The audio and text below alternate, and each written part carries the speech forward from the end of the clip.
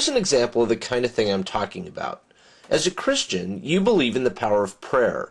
According to a recent poll, 3 out of 4 doctors believe that God is performing medical miracles on earth right now. Most Christians believe that God is curing cancers, healing diseases, reversing the effects of poison, and so on. So here's question 1. Why won't God heal amputees? It's a simple question, isn't it? We all know that amputated legs do not spontaneously regenerate in response to prayer. Amputees get no miracles from God. As the saying goes, God works in mysterious ways. Just because He hasn't made their leg grow back doesn't mean there haven't been miracles in their life. It might be as simple as bringing the love of their life into their life, so that they might care for them. Give them strength. Keep them from falling into deep depression. You don't know every detail of their lives. So to say God has worked no miracle for them is speaking in ignorance. If you're an intelligent person, you have to admit that this is an interesting question. No, I don't.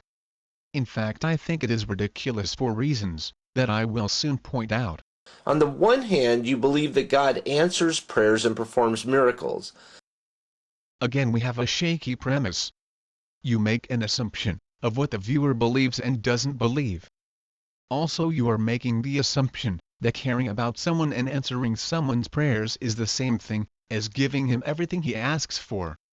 The father may care about his child, but he still may deny him the ice cream. On the other hand, you know that God completely ignores amputees. Here you go again.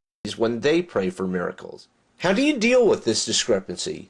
As an intelligent person, you have to deal with it because it makes no sense. Only because you have outlined a ridiculous question that has no basis in reason. In order to handle it, notice that you have to create some kind of rationalization. You have to invent an excuse on God's behalf to explain this strange fact of life. You might say, well, God must have some kind of special plan for amputees. So you invent your excuse, whatever it is, and then you stop thinking about it because it's uncomfortable. First of all, this is what in debate parlance is called a straw man argument. To disprove God by saying He doesn't do X so He doesn't exist, when He never said that He would do X. God never said He would heal amputees, and as far as the answering of prayers, no one who believes in God and has lost a limb has asked for God to make it grow back, nor would a true believer be inclined to. As a believer, I would ask that God help to care for my family, to be productive, to still serve Him, but I would never ask that my limbs spontaneously grow back, nor do I believe any true believer would. And I don't believe God would do it even if they asked. For there to be free will, any interaction by God in our lives must be explainable in a non-God way. Which is why most non-believers are able to look at what a believer might call a miracle, and say no, it's not it.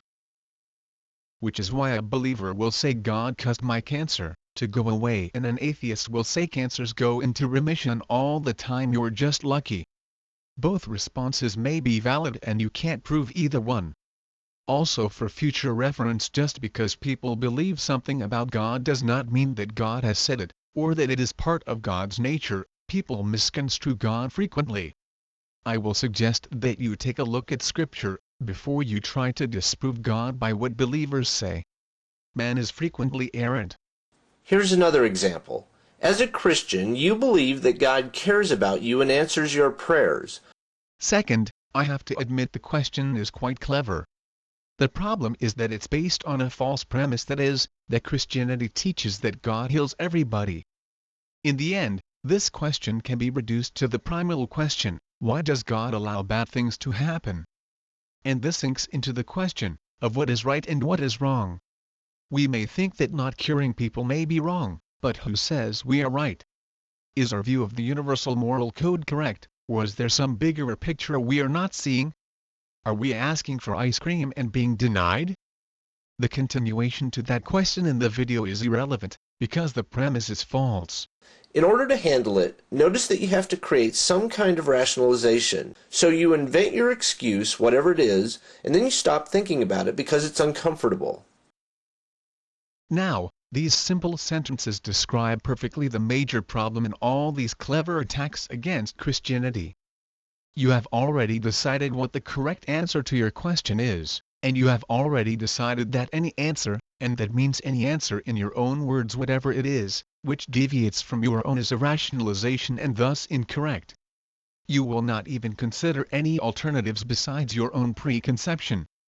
So the question is, why are you asking a question, when you clearly don't want to hear any answer? You have already decided your own answer, and dismiss all possible alternative answers as rationalizations and excuses. You are not interested in answers. In internet parlance this is called trolling. Third, a short answer. They do get healed. They just get healed without that particular limb. Same could be said about a person with appendicitis. They don't regrow an appendix.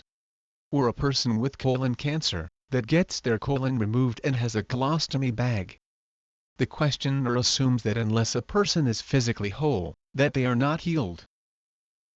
Fourth, prayer like that may not always be answered, because prayers asking God to do something are not supposed to be prayed. Thy will be done, etc. Prayer is for spiritual development.